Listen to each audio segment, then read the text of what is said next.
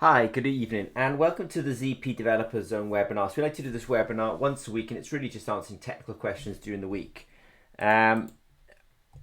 It's Saturday night, so it's actually the 15th of February 2025, but we always kind of have this idea that we'll have done this by the Sunday, which is the 16th of February 2025. I just want to add a quick note, actually, because you'll see me kind of do this webinar on a sort of Saturday night often. I'll get to the questions very quickly, but I just want to kind of give you a sense that some of you who watch this maybe have kind of entrepreneurial spirits, and I definitely, or entrepreneurial dreams, and I definitely encourage it. It's an interesting life, but you can also see that in fact I'm going to go through and do this webinar now, and I'm recording it on a Saturday night, and that is the real reality of running a business. You're always working, so just to be say, I absolutely applaud you all, those of you who have ambition, and I encourage you. But just to know, it's that you're always on. Okay, well that said, let me jump forward a little bit and just say that I'll put some links underneath this video afterwards. If you see something of interest and you go to the web store, then you can get a 10% discount in February 2025 using this. There's going to be quite a lot of science tonight, really quite a lot actually. So I'll go quickly, but one of them is about tuning a biosensor. Now, when I talk about tuning a biosensor here, I'm actually going to talk about amperometric sensors. So lots of questions tonight will be about phosphate, potassium, and pH. Those are actually open circuit potentiometry sensors. So the first question, number one here, is really about amperometric sensors. And if you're interested in pH, potassium, and phosphate, don't get too distracted by the first question here. It's more relevant to amperometric sensors. It's probably yes, and I'll also talk about running a phosphate sensor. Somebody's done a phosphate sensor or has been using one. I'll probably run an open circuit potentiometry experiment here, OCP, just to kind of try and not so much sort some things out, but just to kind of give some guidance. Somebody else is very interested in running a phosphate sensor. I can't remember now, maybe the clue will come in a minute, whether it was continuously in soil or in water. These things can work, but you're going to have to put a lot of effort into making something continuously work. You'll see me do some discrete testing tonight, but making something continuous in an application like that, you can buy a sensor of Zimmer and Peacock. It will have a certain capability. It's got the data sheet. But taking it to be continuous in some new application, that's not a small lift. Actually, just to give you a sense of things, ZP's involved at the minute in continuous monitoring of an analyte in water, and that program that we're doing with the client has $1 million funding. So continuous monitoring in environmental samples, yep, it is doable. But if we're doing it for a client, the bill is like $1 million to do that kind of work. I've got marked here some demos. I've also got somebody maybe have a single purpose biosensor circuit. They want to measure pH. They want to know how to do it. So I will try and guide in on that as well. So the first question, if you're a phosphate, potassium, or pH person, this may not be so relevant. But in fact, if you're the pH person, you may find this interesting as well. So at ZP, we do a lot of wearable biosensors. Just FYI, you may see that I've got some hardware in front of me, just to kind of say that I will be doing some testing in a bit. So hang on, it's not all going to be talk this evening. But that said, at ZP, we do a lot of wearable and transdermal sensors. So this is a sensor that's actually sticking in my arm. It looks a bit like this, and it's delivering an enzyme-based sensor down into my interstitial fluid. The reason I bring this up is because I think sometimes people sort of buy a sensor and they say, well, I've bought this sensor, now I want to use it for that. And it's like, well, there's a gap between what we may have on the web store and what you may actually need for that final application. So sometimes you end up having to tune sensors for the application, So you can have a sensor that measures an analyte perfectly well, but the application may require some tweaking on that sensor. So we'll often, with well-funded clients, often tweak the sensors to meet the final application. Now, well funded is really in the sort of hundreds of thousands of dollars plus scale. But, we'll take a sensor, for example. It will have a certain kind of membrane on it, and we'll be able to test that sensor, and we'll challenge it with some concentration of analyte, sort of 2 millimolar, and the current will go up. I'm using the word current deliberately there because I'm talking about amperometric sensors. Later on, you'll see me talking about OCP, open circuit potentiometric sensors, and there it'll be potential in the units of voltage, but here I'm talking about amperometry. So we may challenge it with an analyte and get a signal at 2 millimolar of concentration. Then we might add some more analyte and get a 4 millimolar concentration, and the current comes up again. We may add some more analyte and the current comes up again. So now we're at sort of 6 millimolar. Then we add some more analyte and the current comes up at 8 millimolar. So somebody could come to us and say, well, I'm not really sure what my analyte concentration is, but it may be 0 to 8. So we'll have tuned the sensor to work at 0 to 8. Now, what that means is that, in fact, if the application only requires 0 to 4, we could have made them a better sensor. So you can tune the sensor's performance to actually, for the application and for the range that you're actually expecting.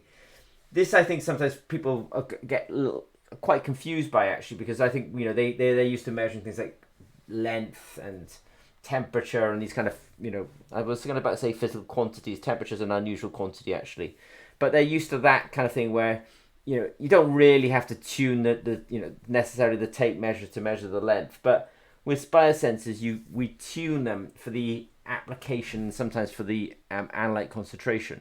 So if somebody came to us and said, I want to actually measure 8 millimolar, we would sort of build a sensor to do that.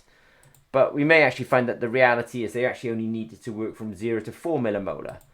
At which point then we could have actually built them a slightly different sensor, and I'll just sort of go backwards slightly and say, take away some of these membranes, make the sensor more sensitive, and then test it at 2 millimolar and test it at 4 millimolar. Because what I'm showing here is that the total current or signal is the same whether we had tuned the sensor to work over 8 millimolar or 4 millimolar. But I'm always very keen to understand what the application demands in terms of its range, because we can build the sensor accordingly. So what it means is that if somebody said, and this can happen, somebody sort of, they want to be very safe and conservative, so they give this massive range, and we build a sensor for that massive range. What it can end up doing is, you can have like a total current available to us, or total signal available to us, that we've shared over a concentration range of 8 millimolar. So that really gives us a sensitivity of 0.125 microamps per millimolar. Now, if actually we'd understood the application slightly better, and they actually said, no, actually I only need to really measure over 4 millimolar, we would have made that sensor actually have a sensitivity of 0.25 microamps per millimolar. So essentially get more current per concentration. Now what that means is that whenever you make a measurement, and I'll say it again, whenever you make a measurement, there's always an uncertainty. There's always some sort of error, some source of error. Well, if that error is an absolute, what it means is, if I made a sensor that works over 8 millimolar, when I'm testing truly at 2 millimolar, with my error, I could end up reporting between 1.5 millimolar and 2.5 millimolar. It's not terrible. In some applications, that's perfectly fine. At 4 millimolar, I could have been measuring them at 3.5 millimolar or 4.5 millimolar. But if we'd actually made the sensor essentially more sensitive and only made the sensor work between 0 and 4 millimolar, at 2 millimolar, with my more sensitive sensor, but not quite the same dynamic range, when I was testing at 2 millimolar, I could have reported at 1.75 millimolar to 2.25 millimolar. And at 4 millimolar, I could have reported at 3.75 millimolar to 4.25 millimolar. So understand that there's always a compromise. In science, there's always some, I think general public don't appreciate it, but actually we're always, compromising or balancing competing requirements in science and engineering. And it's just to say, we make the sensor fit the application, and in doing so, for example, I can demonstrate here just with a thought experiment how we could have made the sensor more accurate. But if we'd made it work over a great long range, but you never needed that long range, then we would have basically introduced a source of inaccuracy that we didn't otherwise have to introduce. So I hope that was fun, and like I say, that I'm really using an amperometry idea here, a bit like if you're used to CGM, continuous glucose monitors. People are these days wearing these patches, and there's a sort of sensor essentially in their arm measuring their glucose. The kind of discussion I'm having here would be relevant to that kind of sensor there. So the next one is definitely no criticism of the person doing this work. I really appreciate the detail that they've given us, but they're using one of our phosphate sensors, and it's interesting actually because they mention here trisodium orthophosphate.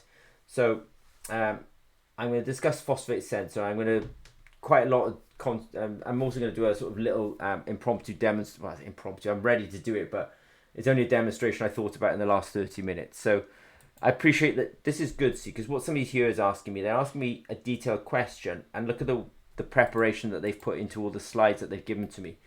And it wasn't a criticism of them, but they were using cyclic voltammetry, and I really appreciate the fact that they've actually made the investment and actually bought one of our instruments. So they're using this instrument, and in fact this instrument, I'll just do a quick scan. Yeah, cyclic voltammetry. They're running it in the cyclic voltammetry mode. Absolutely not a criticism of this person, but they need to be running in the, not the amperometry mode, the open circuit potentiometry mode. And I'll do a little demo on that shortly. I'm just going to label this up so I can find my data in a minute. OCP3, that helped me just track that down later on. Okay, so anyway, very detailed slides. It's nothing worse than just kind of getting an email with really very little description. When people actually lay out, you know, the details to me, it makes my life so much easier. So I really appreciate that. It's quite nice actually. They were getting a bit of a signal, but they were running it in cyclic voltammetry mode, and I think I'd prefer them to run it in open circuit potentiometry mode. So I'm actually going to do a bit of a demonstration at the moment. So I'm just going to back up one more slide. I'm just going to go to here, in fact, and sort of talk about how I would run things like our phosphate sensor. So I've got the sensor here. I'm going to get a clean pipette. This is relevant to one of the questions down the line. I'm going to put 50 microliters onto this particular sensor. You can stick these sensors in beakers, etc., but when I'm just doing quick experiments like this, it's just quick to do. I put 50 microliters onto the sensor, like that. I'm just going to go continue. I'll do the experiment for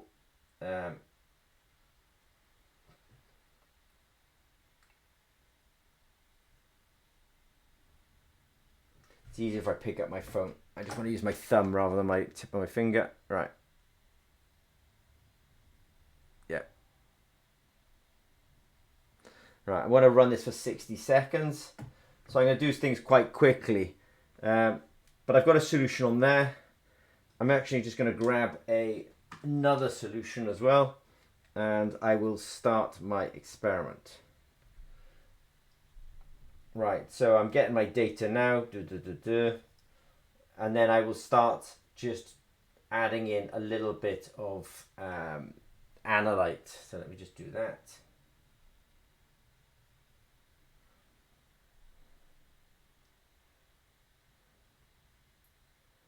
Just trying to think if I'm doing this right, but that will do it. All right, whoops-a-daisy, I lost my pipette tip. So I'll just let that stabilize. So I kind of essentially went from 0 to a certain concentration of analyte. See if it responds again. I'm not doing this in a terribly scientific manner. I'm just kind of showing you the mode that I'd like this to be operated in. There we are, and it'll come to a different, it'll plateau up, but it'll come to a, you could basically see the kind of diffusion of this material in, because you can see I'm not really mixing it terribly, but I can see the first signal, then the second signal, and then the third signal. In fact, it'll come to an end in a minute. So what it'll then do is it will upload it to the cloud. This platform is called Sense It All, by the way. It says upload complete. I will just go to a system called Julie. So let me just share my screen with you. I absolutely love this system. This is absolutely, you know, I don't know. Genius is funny because it's actually not the brainchild of one person. It's the brainchild of some really fine engineers, and they're in Zenmura Peacock, so it's completely biased. But it's an amazing system that I just made a measurement. You know, as you saw, spontaneously set up the system really quickly. No cabling, no messing around. Simple software. Hit go. Did an experiment for 60 seconds. I didn't even upload it. I didn't even have to ask the question, where's my data? My data's here now, actually up in the cloud. And I can see the signal. You know, I can see it was 0, the first drop, then the second drop, and you can see it plateauing quite nicely there. So this is a very powerful system where actually I can go in here and I can really analyze the data. So this is the Sense It All, which automatically talks to Julie. If you do have a Sense It All, make sure that you've got what we call a premium account with your Sense It All. Sometimes we're starting to improve it now that every time we send out a unit, we understand where the unit's gone, and so that person automatically has a premium account. But I just want to kind of make sure that people are aware that there's a premium account. Let me go back to my slides now and just... So what I would like this person to do is not use cyclophotometry, but it is in fact to use open circuit potentiometry. Now I've got some more slides for this person. It gets a bit mixed up in some other questions. So somebody else here has ordered a potassium and a phosphate sensor. They want to use it in an environmental application, so I appreciate them purchasing these sensors. And they want to use them in a continuous aqueous environment. Just thinking aloud a little bit now, just thinking they would like to know the operational lifespan of the sensor. The thing about biosensors is they make intimate contact with the sample. You can't make a blanket statement on the sensor will last 1 day, 1 week, 1 month, 1 year in an application. You can't make that statement, or I can't make that statement, because for most applications, for any one sensor, there's thousands and thousands of applications, different pHs, different temperatures, different flow rates, different capability of the engineers, different capability of the actual users. There's a lot of variables that we just do not know, so we cannot make blanket statements about the operational life of a sensor in a particular application. Now what happens is people will come to us and say, you know, I want to measure potassium in milk, and we, you know, they'll be well funded, and we'll take our potassium sensor and we will really tune up the sensor for that particular application and even make a product from it. It's quite easy for us actually to make products with companies these days because we have this entire platform. It's quite easy just to kind of, you know, if somebody said to me, I want to make a potassium sensor for milk, for example, yeah, quite straightforward. You can see I've got sensors, I've got quite a nice hardware system. I only need 50 microliters of sample, etc. So we can do that quite quickly. But to be able to make a blanket statement on the lifetime of a sensor, I really thought about it. I thought I can't do it because you've got to do the science. That is, I suppose, in the end, whatever I say, it will be speculative and it will be proven wrong in the first experiment. So unfortunately, the answer is you have to do the science in order to really answer the question, what is the operational life of a sensor in a particular application? We do have data sheets, and I know that you've looked at them, so I appreciate you looking at them. I will make sure that people understand we do have data sheets, but the data sheets are conservative because essentially, we will tell you how to store them. Now, the way we're storing them, yeah, come on, we're being well over the top in terms of telling you how to store it. I know we are. But you have to understand that we have to be conservative because we have to protect ourselves against, people saying, oh, your sensor's not stable. It's like, so we give low temperatures, etc. for storage. This is not the case, but I cannot then extrapolate out and say how it will work in your particular application. But if people are interested, we do have the phosphate sensor. There is a data sheet on it. When you click on that, you will find storage conditions, very conservative storage conditions. And you'll also see that we always have data in there, on terms of performance versus time. But that's what we put into the public domain. we do put these sensors into more challenging applications with clients, but those clients are really well funded. With universities, the universities have to do that kind of characterization. I can give free advice through webinars, which, you know, I'm sort of giving now, but on this advice, I'm sort of saying to you, you have to try it. Unfortunately, you have to try it. The potassium is the same. I'll put a link underneath this video. There's a data sheet. I know this person's smart. They've read it, you know, and we've got the storage conditions there. Again, it's conservative. It's probably worth saying on the potassium sensor, it's one of our best sensors, and it's one that we actually use quite a lot of in things like continuously monitoring in sweat.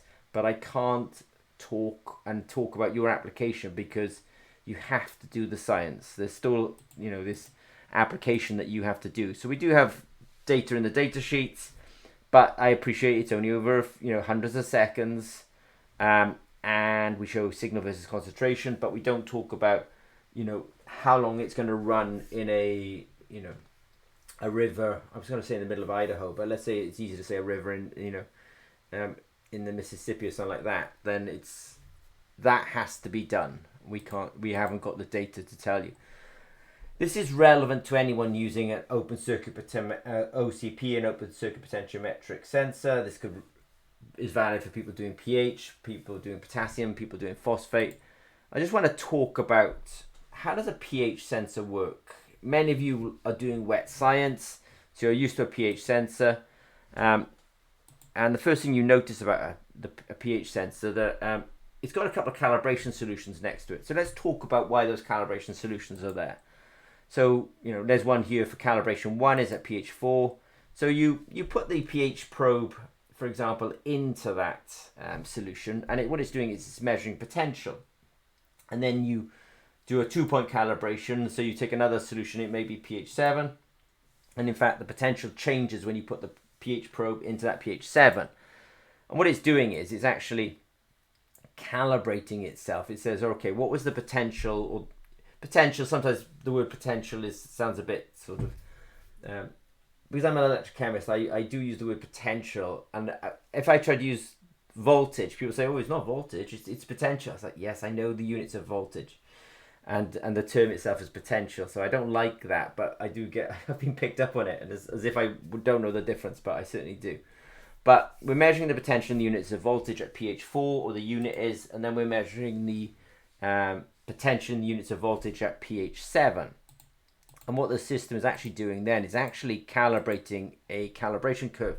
So the scenario is you go up to a pH probe in the lab, you put it in pH 4, you press, you know, calibration 1, it measures the potential, and it's either prompted you to say what the pH, or it's prompted you to put it in the certain pH solution, or it's asked you what pH you're in, and you said pH 4.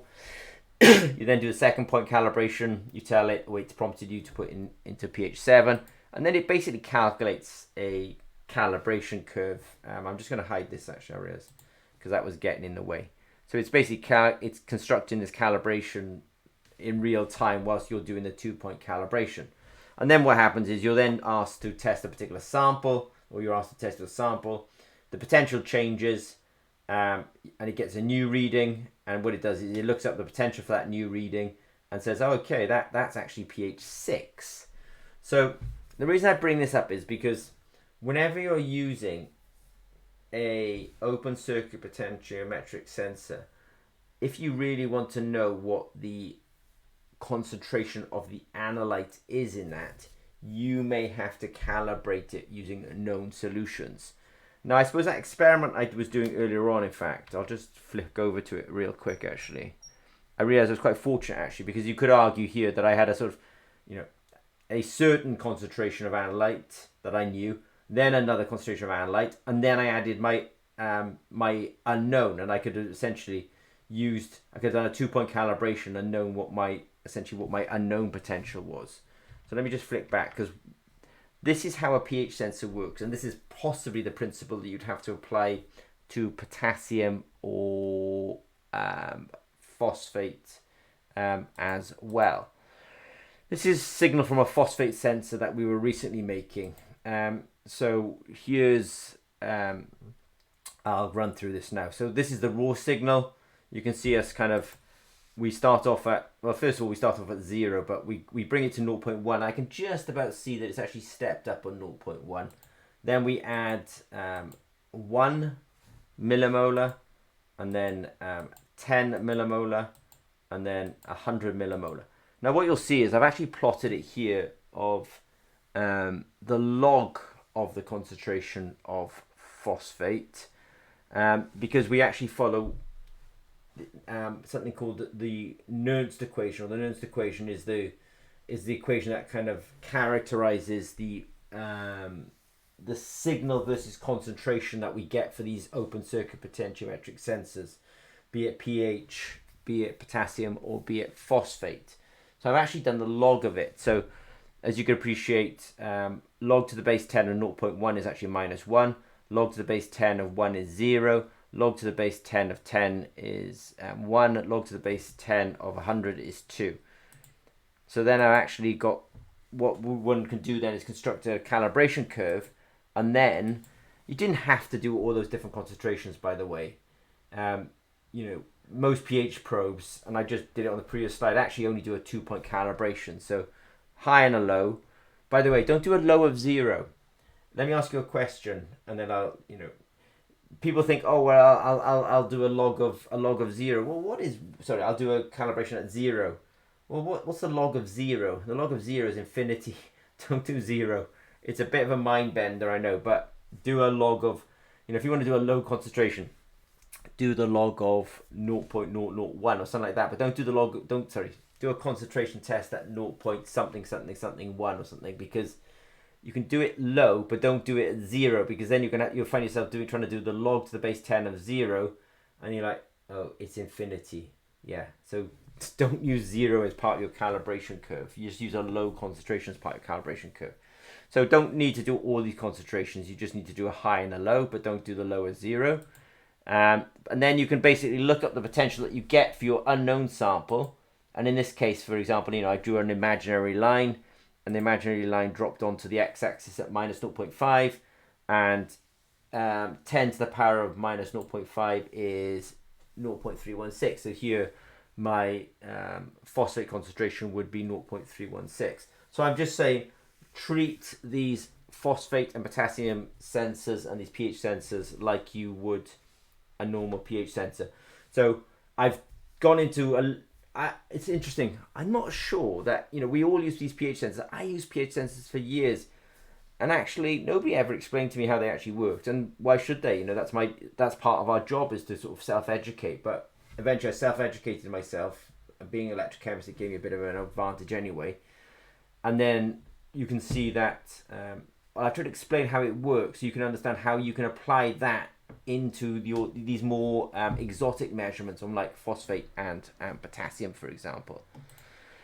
Now on the phosphate, it's a bit trickier, because in fact our sensor is actually sensitive to this sort of monoproton phosphate here. So we're sensitive to this species, and we're most sensitive to it in this actual pH range. We're probably most sensitive to at pH 10. And now I can understand that your sample is not at pH 10. River water's not going to...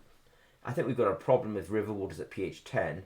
A lot of biological fluids, they're not at pH 10. I get it. Blood has maybe a pH of about 7.2. Skin pH has got a pH of 5. Probably soils. I think soils... I'm just trying to think, actually. I don't think they go much above 8. And I think they tend to be more neutral and maybe a little bit acidic, but they're certainly not alkali like this. And river water, I would say, there's the same. So let's say I've got this sample and it's at pH 5. That means that, in fact, it doesn't matter if I made up this sample. And I was just thinking about the first guy who was doing cyclovoltammetry. You made that using something like trisodium phosphate or something like that, I think, if I read it right, which basically means Na3PO4. But actually, the speciation of the phosphate is not really dependent on that source of, the fact that you put 3 sodiums in there. It's really the pH, which is going to govern it. I got a suspicion, because you're doing kind of biology applications, you're somewhere in the range of 4 4 to 8. So in fact, you're actually in this kind of diprotonated form or this monoprotonated form a little bit. But probably, in fact, you may be at pH 7, which is a really awkward place to be because you're actually right between the two of them. And then the guy with the river water, I was speculating, but unfortunately you may actually also be right in the middle as well. So it makes you a little bit pH sensitive. What am I going to do about this? Okay, so here goes. First of all, there's a lot of fun in, especially, I'll talk about the guy who's trying to do river water. There's actually quite a lot of fun in learning and understanding how your signal is pH dependent, and then kind of thinking, okay, my signal's pH dependent. Does my river really change the pH that much? Well, it could actually be quite seasonal, actually, that, you know, the pH of that river is actually changing in a seasonal manner, which means that you may have to make a pH adjustment to your signal. Because you've got to understand that your total phosphate could be constant, but in fact, because the pH is changing, your sensitivity is changing, because in fact you're changing speciation. I think it's really, but I actually think this is interesting. It gives you an opportunity, because it gives you an opportunity to get deeper, it's not that hard, into the maths of this, and actually say, okay, having measured both my phosphate concentration and my pH, I can now back calculate and tell you what my total phosphate was, taking out the pH effect. Now, if we were making a discrete measurement of phosphate, so let's say we got this sample of phosphates at pH 5, that means we're in this kind of format here of H2PO4 minus. What we would do is we'd actually take that drop, let's say it was 10 microliters, we'd add it to 40 microliters of pH 10, because I'm going to do a discrete measurement. So I've got now a total drop size of 50 microliters. Don't forget I tested 50 microliters earlier on. And when I measure it, I may find out that, oh, actually my phosphate concentration is 0.02. But in reality, I've diluted my sample by 5 times. So in fact, you have to then back calculate, and it's actually 0.1. So I think I'm sort of demonstrating to you that the sensors in many of these applications is just the start of the journey. There's so much science that actually there you have to layer then above these sensors, that, you know, the answers are not simple, but I'm starting to sort of, you know, hopefully map out, for at least on the phosphate side. I think the situation is actually a lot simpler on the potassium side. We don't have this kind of same pH dependency, but remember, this is no criticism of any one sensors. It's just that phosphate is phosphate, sulfites, I want to say nitrates, but many of these sort of oxygen anions, oxygen containing anions, actually do have these different speciations depending on pH. Right, question number 3A. Somebody is using our sensor, that's great. You saw me testing at 50 microliters, but there's, just out of interest, volume doesn't have, it's my opinion, doesn't actually have an influence on the signal. I could have put an equation here called the Nernst equation. The Nernst equation doesn't have any kind of volume effect on it. So I think that you're actually independent of volume. If I'm just doing quick experiments, don't forget I just did a quick experiment now and I was actually using 50 microliters at the time. We do sell test solutions. It's probably, before people get into the actual application, it's probably worth testing on solutions that we sell, because then you can have kind of, you know, model, you know, you can have a sensor with model solutions. Otherwise you're jumping into quite an unknown. So sometimes I would suggest that people back up slightly and actually try out some of our I'm not sure that I should have ever called these calibration solutions, so I actually consider these test solutions. But test with model solutions so that you get model results, because otherwise you're going to jump into the unknown and think, what is going on here? And the sensor might be fundamentally very good. Well, I believe it is. It's just the application is more nuanced than one would have necessarily thought. I say here a demo and discussion on soil, and I realize that the person actually is doing liquid, but I just want to show you something a little bit actually. So let me just, I'm just going to come off this for a second, go back onto here. I absolutely love this system. This is a This, I think, is the edge of the modern internet. So what I mean by the edge of the modern internet, all these inquiries that we're getting through, one person wants to do pH in yarn, another person wants to do sodium potassium in rivers, somebody else wants to measure, not sodium potassium, they want to do phosphate potassium in rivers, somebody else wants to measure phosphate in sort of biological, I want to say bone growth or bone repair systems. These are cool applications, and what you're really doing, just out of interest, is you're generating data. The world loves data. The world loves, they talked about big data, now we're into AI. But if you think about AI, it can't learn for itself on the biological and chemical world. This technology and the applications that some of you are developing is the smart edge, the smart biological edge to the AI or the cloud system that we're globally building. I just want to talk about real world applications just really quickly. So let me just put a sensor in here. I'm just going to scan a QR code here. I'll just go to here. Right, so now I've put the sensor into caffeine mode because I misread the question. As you can see, I'm give up my Saturdays to prepare slides, so sometimes I make a little error. I read them as soil, but in fact they're trying to do river. But I just want to show you a real world sample. This is why electrochemistry is such a wonderful science. I mean, look at this. Dirty old river water. This is actually not dirty old river water. This is actually caffeine. This is actually coffee granules in a suspension. But I just want to show you the power of the science. Look at this dirty old river water sample or soil sample. I've just made a spot test for measuring, something in soil. Look how dirty that is. Good luck doing an optical detection on that. But I just want to change the name. I go coffee powder.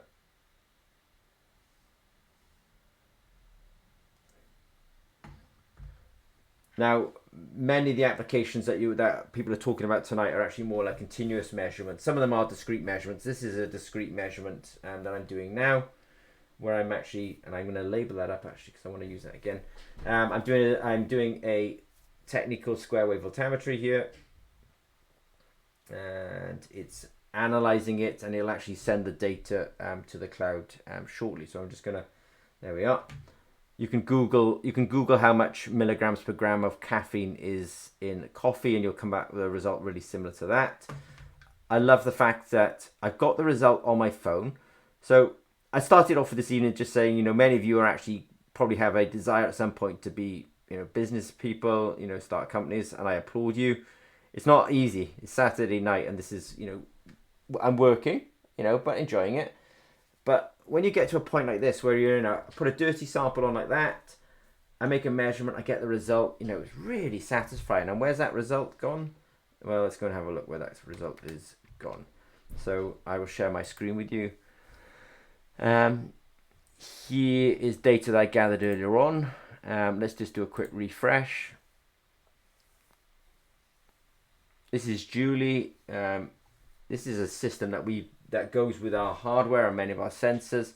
I got the coffee powder up here. I did a technical square wave voltammetry when I did that, and I can see the peak for caffeine here, and I can see the way Julie's analyzed it here. I'll just dig into this a little bit. I'm coming off topic here a little bit, but Julie is an amazing tool that we can go in here. We can do things like baseline correction. We can fit it to a calibration curve. In fact, no, first of all, baseline correction, calibration curve, how much I diluted this sample by, and it will then measure the peak height, which is done, measure the peak height, and then using those calibration factors, turned it into a milligrams per gram. This is if you're using Sense It All and you're developing applications, this is the end point for using that technology where you actually give people real results. And it's the power of actually, Julie is very editable, but you need to be on the platform in order to be able to do all of this. But, if I was so silly as to kind of change that number there, I don't really want to do this, but I will do it just to kind of demonstrate to you that this is very editable by you guys. I can change that number by a factor of 10 because I changed that, because I just went from 6.21 to 60.21. So you can see that you can actually edit very easily and go from raw signal, electrochemical raw signal, to something actually meaningful really quickly. So I call this a quick soil application, but I was just trying to give an inspiration to how you can potentially go to real products. Question number 4 is about wound care. The question came in last week. They were very polite, gave me a really nice feedback, and also gave me some papers as well, which I took a look at. I've been very interested in. I have been very interested in measuring the pH of wounds for quite a long time. I realize that a healthy wound may have a pH of 5, but if you get a bacterial infection, the pH can kind of become more alkali, for example. They sent me a paper. I had a quick look at it. So they do a lot of encapsulation in these papers where they're trying to put pH sensors into yarns. You can do it, but just know that the sensing element is these kind of this silver part here and this black part here. If you encapsulate it, if liquid or protons are able to migrate through the encapsulation, then it will still function as a pH sensor. But if it's essentially a diffusion barrier, then you won't get a signal. I think it comes back to the same thing before. ZP can provide quite good technologies on which you can then build really elegant solutions and applications, but you do have to still do the science. Now, I could tell you one thing: you take our pH sensor and just stick it in different solutions, then it will respond. Once you start encapsulating it in membranes and essentially giving a diffusion barrier for hydroxonium ions to get to that sensing surface, you have to try it. I haven't tried it. It's a quick answer. Somebody's bought a single-purpose biosensor circuit off us. It looks like this. They were wondering where the software was, so I'm just going to say, here's a link. Click here, and you will find in that manual actually details about how you can get software off that. This might be quite interesting to the people doing the potassium and the phosphate measurement, also for river water as well. This might be and the guy doing pH sensing on yarns. This might be quite an interesting solution, but it's got a detailed manual about it. This is where you find that manual. Have a good fun reading that as well. So tuning a biosensor, this is relevant to the conversations this evening, but it is relevant. I'm trying to say we didn't talk about amperometry sensors so much this evening, but I just want to give people the sense that actually, in the end, ZP may have sensors on our website, and these sensors are in some ways are sort of generic, that we've sort of developed them, but we haven't necessarily developed them for your application. And in fact, if we were to tune a sensor for your application, we would be asking questions about what is the application, what's the clinical range, and actually what budget do you have. That's really, everything is possible, but in the end it comes down to budget. And for academics, we have the stuff on the website, and we give free support through these weekly webinars. For companies, it's quick. Companies are always in a rush. I mean, we're always in a rush, and so it's, we ask people to engage with us in a kind of formal manner. Running a phosphate sensor, I have shown the OCP measurement that I'd want you to do. Really sorry not to be able to give you operational life and shelf life. I just can't, because there's there's thousands of applications for all of these sensors, and how it will operate in any particular one application is just really hard. And then I've also given I have to actually talk about pH sensors as well, so I've mislabeled one of these questions slightly, but I've also given you the directions on how to use that single-purpose biosensor circuit to measure pH as well. So I'm not even sure how long I've been talking for at this point. Maybe 45 minutes. Okay, so thank you very much for all the questions. I hope that was informative. If you have any questions, technical questions, and we're very good at, we try to support academia because we realize the budgets are somewhat low, and we try to give out free advice through the website, so I hope it's also through the webinars. If you have any questions, don't hesitate to reach out to us. Okay, have a good evening. And for all the budding entrepreneurs, just kind of know that if you do it, you can forget about your Saturday nights. Okay, take care. Bye-bye.